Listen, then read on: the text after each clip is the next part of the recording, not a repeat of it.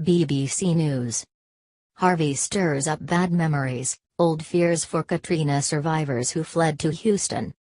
Coast Guard helicopters and an armada of local boaters known as the Cajun Navy are rescuing Texas residents stranded on roofs amid historic flooding from Tropical Storm Harvey. Houston's convention center has become a makeshift refugee camp as hundreds of soaked evacuees arrive in need of food, dry clothing and a place to ride out the storm. Almost hourly, officials from the Federal Emergency Management Agency appear on the few television screens still working with updates about disaster relief efforts. The scenes playing out as Hurricane Harvey batters southeastern Texas are heartbreakingly familiar to those who fled Hurricane Katrina in New Orleans 12 years ago. It was basically like watching everything over again, and there's nothing I can do. I can't cry anymore, Kate Corella Beard told the New Orleans Times-Picayune on Sunday.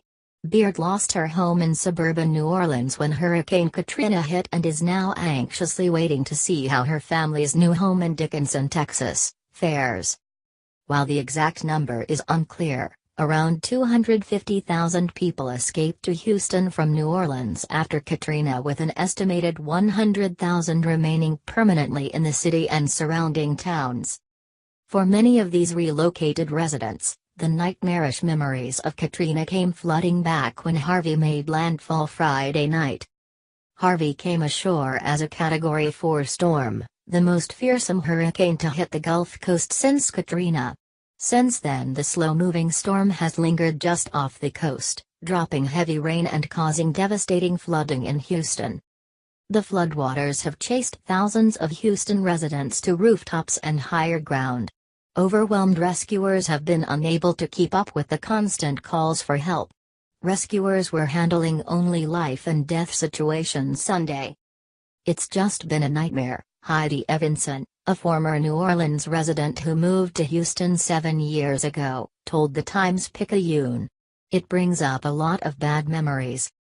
Houston's Katrina survivors and lawmakers across the country are watching how local, state and federal officials respond to Harvey.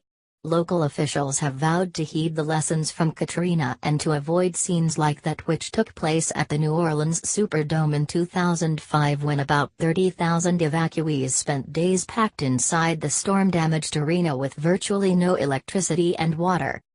The fiasco showed how ill-prepared city and federal officials were to deal with the storm.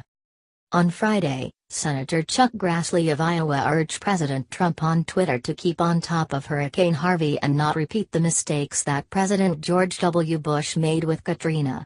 Bush was heavily criticized for a slow federal government response to the storm, which left more than 1,800 people dead and caused $151 billion in damage.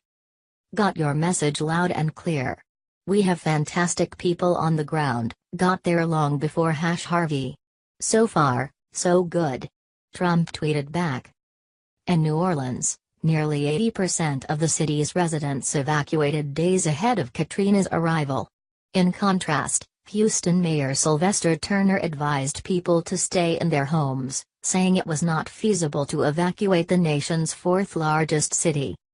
Houston authorities urged people to escape to rooftops to avoid becoming trapped in attics, which caused more than a dozen deaths in Katrina's aftermath. Asked if this storm could become Houston's Hurricane Katrina, Texas Governor Greg Abbott ducked the question. "As far as the evacuations, now is not the time to second-guess the decisions that were made," Abbott told reporters in Austin. "What's important is that everybody work together to ensure that we are going to, first, save lives and, second, help people across the state rebuild. And because of the effort that we've been able to put together, I think and believe we will be very successful." Despite the threat of losing everything to a hurricane for the second time in their lives, many of Houston's Katrina survivors remain optimistic about the future. Rain Barber, 37, came to Houston in 2005 after fleeing terrible conditions in a New Orleans shelter with nothing more than her nightgown. She was rescued over the weekend by the Coast Guard after her Houston apartment was inundated with water. One way or another, guess what? Barber said from a cot in Houston's convention center. To me, the Lord will make the way, one way or another.